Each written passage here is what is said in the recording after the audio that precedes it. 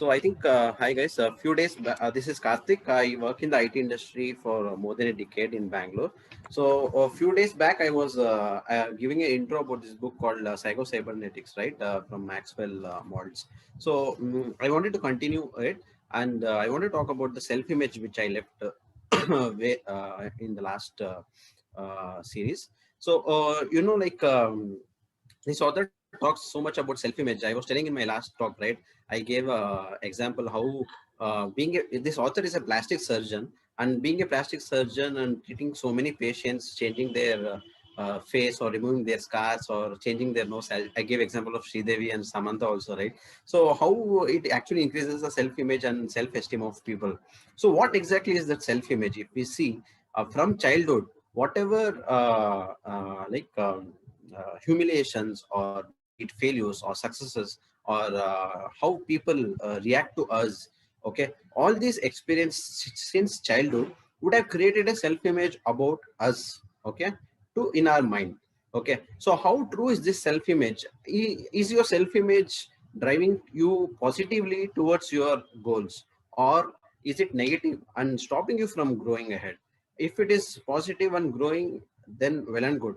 But if it is negative and if it is stopping you, then we have to retrospect.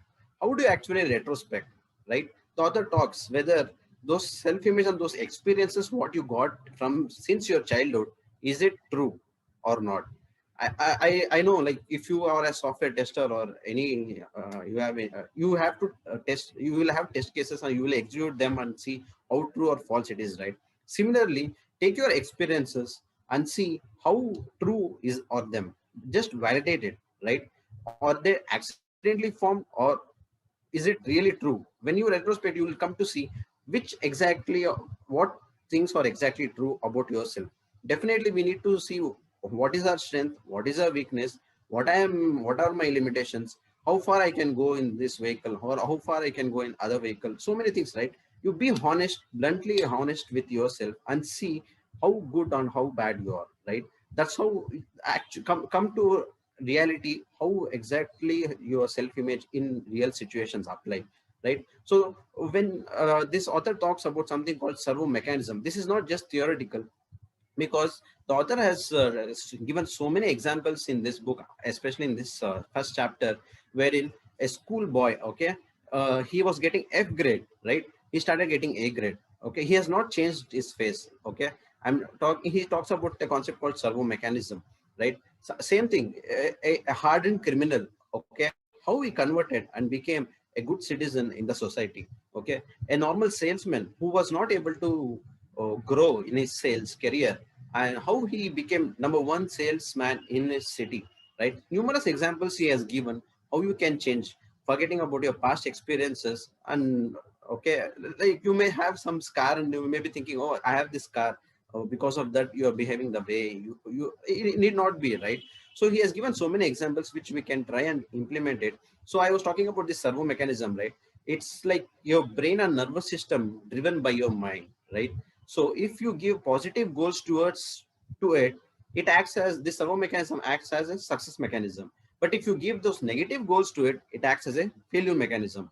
I'm sure you will definitely would have come across people, no matter how much positive or how many good associations you give, they will still keep thinking, no, I'm unlucky. It doesn't work for me. Positive thinking is not for me. It doesn't work.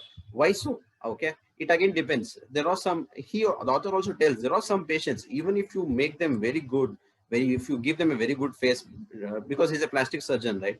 Still they'll be like, no, I'm the same. I don't see any difference. Why is it so? It again depends. It's like putting new wine in an old bottle, correct? So those things, whatever you have in your mind, right? So if you think I am suffering from injustice, no matter how many things you're like justice you is provided to you, you will still feel like, no, I am suffering from injustice, because you believe that you have that image in your mind. Same thing applies. You may think, no, it doesn't work for me, I'm so unlucky. If that is a thought process, no matter how many opportunities come and fall on your lap, you will still feel, no, I'm unlucky, because whatever images you have in your mind, you are proving that that is true, correct? So that is a minority section of people. That's how that I told about the difference between success mechanism and failure mechanism through this concept called servo mechanism.